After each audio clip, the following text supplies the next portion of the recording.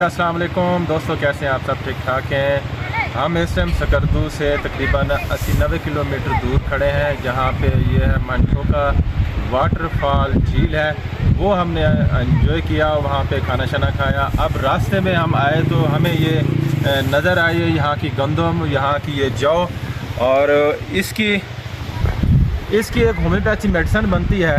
तो वो इसलिए हम, क्योंकि होम्योपैथ डॉक्टर हैं, क्यों ना हम लोगों को इसके फ़ायदे, इसके जो बेनिफिट है वो भी हम क्यों ना बता दें, क्योंकि लोगों को पता चले कि होम्योपैथी बहुत अच्छी है और होम्योपैथी किन से बनती है, किन अशिया से बनती है।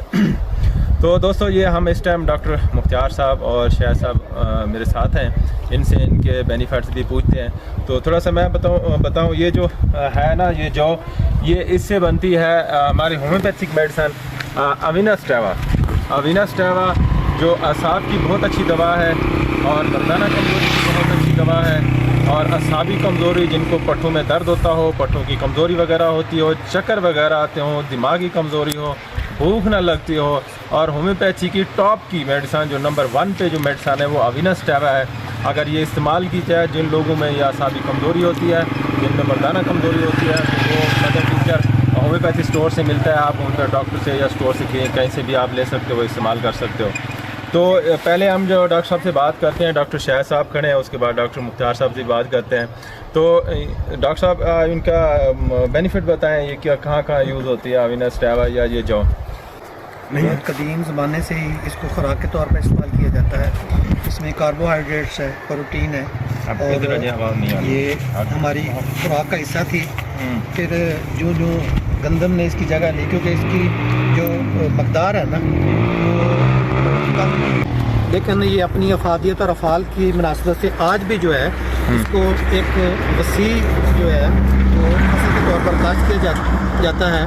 हमने देखा है कि पूरे सकरदू में हमने इसकी काश्त बहुत ज़्यादा देखी है।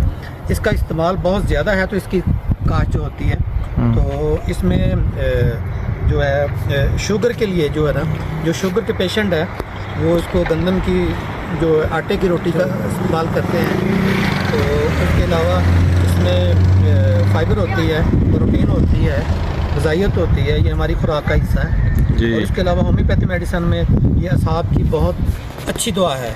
ये मसाना की कमज़ोरी और असाबी कमज़ोरी में जो है ना, इसका एक नाम है, और ये अविनास्टेवा जो है उस नाम से जो होम्योपैथी मेडिसिन में इस्तेमाल होती है जी। थैंक यू डॉक्टर साहब, आपने इसको तफसीलन बताया।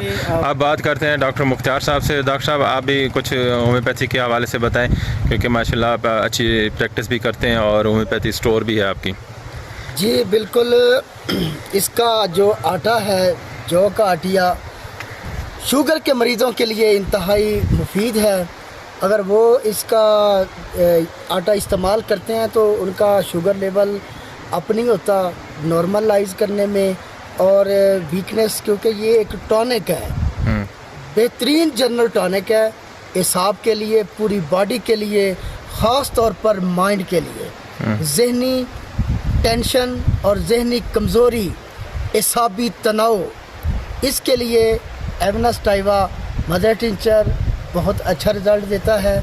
और मोस्टली जितने भी कम्बिनेशन तैयार होते हैं टॉनिक के लिए या सेक्सुअल वीकनेस को दूर करने के लिए, तो उनमें अविनास्टेवा तकरीबन हर टॉनिक में मौजूद होता है।